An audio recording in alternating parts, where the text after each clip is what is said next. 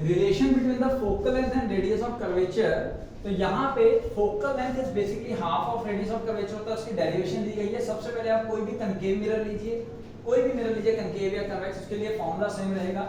एक ray I parallel to principal axis, strike होके converge हो गई है on to the focus, principal focus. अब प्रिंसिपल फोकस के ऊपर जब वो रे कन्वर्ज हुई है तो पॉइंट बी पे वो स्ट्राइक हुई थी, पॉइंट बी से आपने एक लाइन ड्रॉ की जो कि सेंटर ऑफ कर्वेचर से क्रॉस हो रही है, वो नॉर्मल हो गया। तो यानी कि इंसिडेंट रे और नॉर्मल के बीच में एंगल ऑफ इंसिडेंस आई, और रिफ्लेक्टेड रे और नॉर्मल के बीच में एंगल आर, तो angle I equal to angle R as per the law. अब यहाँ पे एंगल आई जो है एंगल बीसीएफ के बराबर है, कि ये दो एंगल्स जो हैं ये एक दूसरे के ऑल्टरनेट एंगल्स हैं। अगर ये दोनों ये सेम है तो angle BCF equal to angle R हो जाएगा जी। Angle BCF equal to angle R, यानी कि ये ट्रायंगल हो गया आइसोसेलेस। अगर ट्रायंगल आइसोसेलेस है तो एफसी इक्वल टू एफबी हो गया।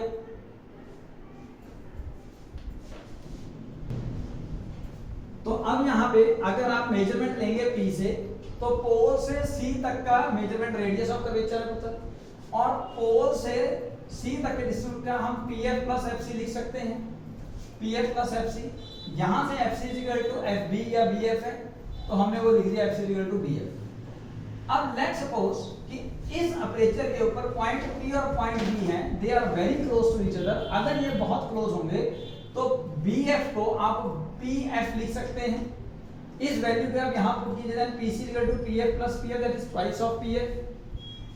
अब साइन कन्वेंशन की मदद से P से C की तरफ जाएंगे तो वो रेडियस ऑफ कर्वेचर है, और रेडियस ऑफ कर्वेचर आप पोल से पीछे जा रहे हैं तो इन दैट केस यानी कि नेगेटिव कोऑर्डिनेट में जा रहे हैं तो आपको नेगेटिव टर्म लेना है। साइन कन्वेंशन से आपको पता है जितनी मेजरमेंट है पोल से लेंगे। पोल से अगर राइट साइड जा रहे हो तो पॉजिटिव, लेफ्ट साइड जा रहे हो तो नेगेटिव।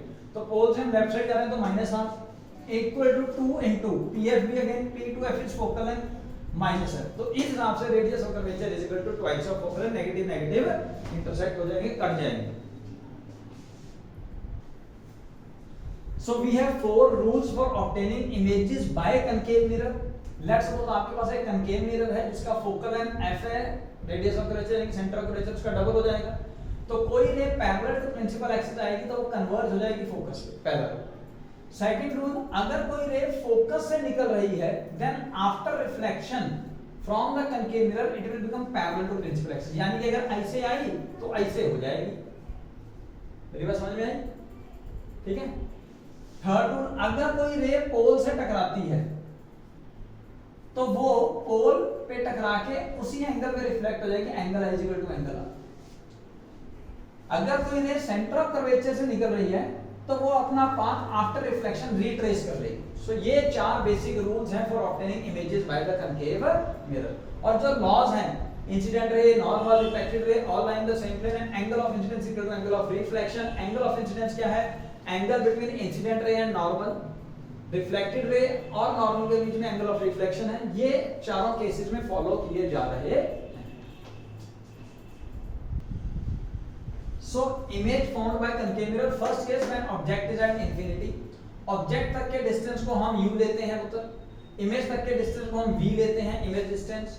अब सपोज ऑब्जेक्ट इंफिनिटी पे है तो बहुत दूर से रेज आ रही हैं, जब रेज बहुत दूर से आ रही होती हैं तो वो आते आते ऑलमोस्ट पैरेलल हो जाती हैं। तो पैरेलल रेज आ रही है which are suppose parallel to principal axis, वो कन्वर्ट हो जाएंगी after reflection on to the focus, यानी कि इमेज कहां बनी? सब फोकस पे।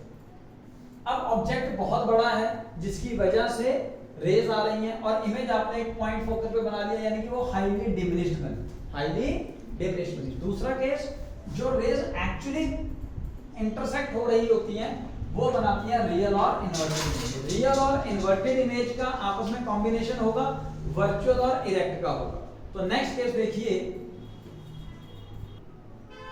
So second case, when object is at beyond C, centre of curvature से कहीं भी, इंफिनिटी के अंदर और सेंटर ऑफ कर्वेचर से पीछे कहीं पे भी अगर आप ऑब्जेक्ट रखते हो AB, तो उसकी वजह से सपोज एक ray parallel to principal axis आती है, एज पर द रूल वो स्ट्राइक होगी through the focus.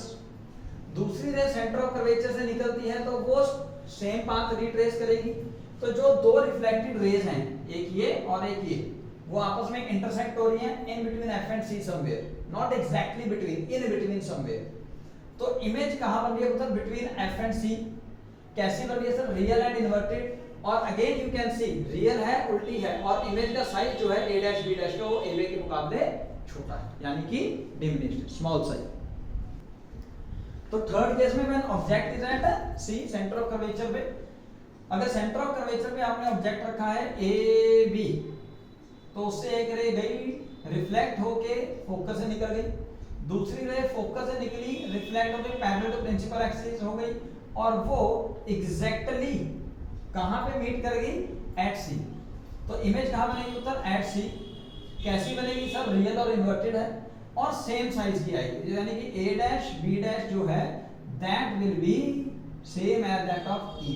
Sign change होगा क्योंकि इन्वर्टेड है, बट न्यूमेरिकल वैल्यू सेम आएगी।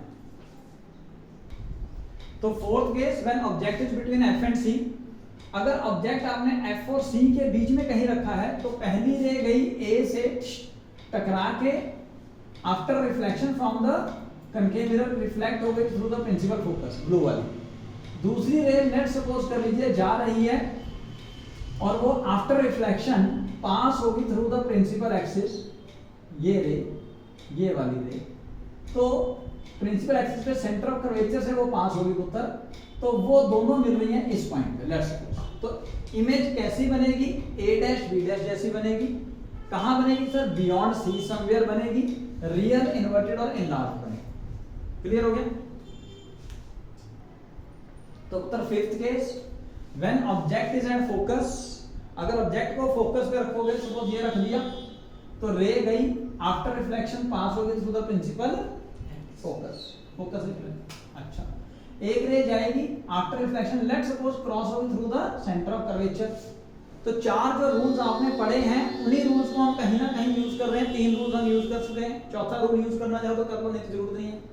ठीक है, तो इमेज कहां बन रही है सर, दोनों रेज देखो पैरेलल जा रही है, मिलेगी तो कहीं आगे जाके इंफिनिटी में मिलेगी, यानी कि ऑब्जेक्ट कहां है, फोकस पे, इमेज कहां है, इंफिनिटी पे। बनेगी तो कैसी बनेगी, बनेगी तो सर रियल बनेगी, क्यों, रेज कहीं जाके मीट होंगी, कहीं तो जाके वो एक पॉइंट ऑब्जेक्ट की तरह वर्क करेंगी, तो रियल होगी, इन्वर्टेड होगी और हाईली इनलार्ज्ड, हाईली।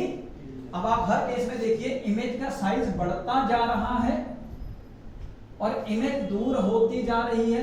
पहले फोकस पे थी, फिर फोकस से पीछे, फिर सी पे, फिर सी के पीछे, फिर इंफिनिटी पे। जब जब आपका ऑब्जेक्ट आगे आ रहा है, पहले इंफिनिटी पे था, फिर बियॉन्ड सी आया, फिर सी आया, फिर बिटवीन एफ एंड सी आया, और अब एफ पे आ गया।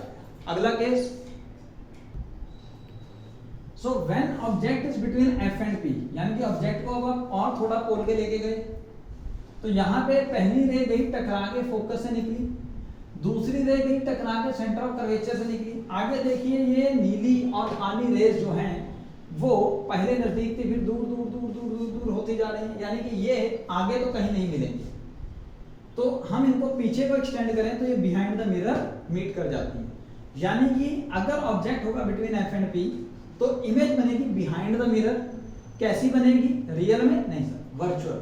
और मैंने बताया वर्चुअल का दोस्त कौन है, सीधा वाला, इरेक्ट, वर्चुअल और इरेक्ट। और कैसी बनेगी, इनलार्ज। तो ये 6 इंपॉर्टेंट केस हैं आपके पास कनकेव मिरर के।